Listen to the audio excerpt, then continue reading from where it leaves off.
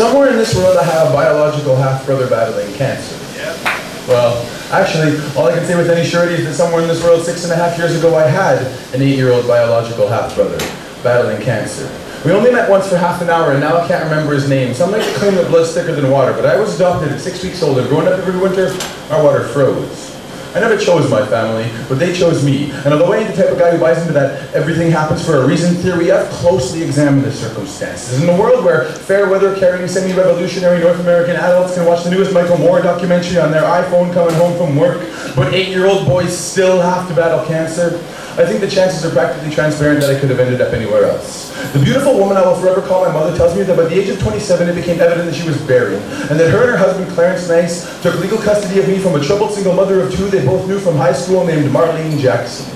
Now this particular Miss Jackson was down with all kinds of street action, so aside from never knowing his dad, Zach was born with the Jones up for smack and some mad ADHD, which explains why I talk so fast, and why I ain't trying to boast, but I've been addicted to everything from crack to French toast. But the roller coaster ride had just begun, because by the time I turned 1, Marlene had kidnapped me back twice, but Terry and Clarence fought her in court and did everything they could to ensure that I grew up Zach Nice. Moved around a lot, got their degrees, miraculously managed to have 3 more kids of their own, settled down in northern BC to try and give their new family a home, but turns out my dad was part dog, and a dog follows his bones, so Mom packed up the kids and we went back to the road.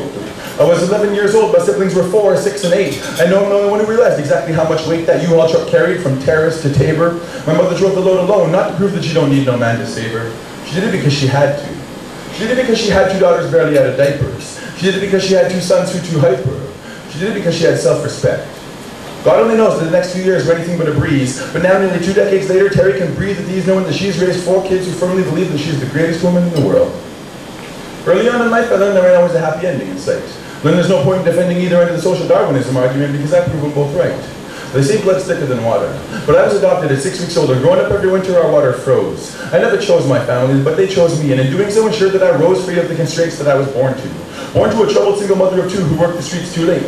Born to an impoverished Southern Alberta native reserve with a 64% unemployment rate. And so much overproof alcoholism, I know that I would have never risen from that prison being an addict from birth, which is why first and foremost I hold my mother on high.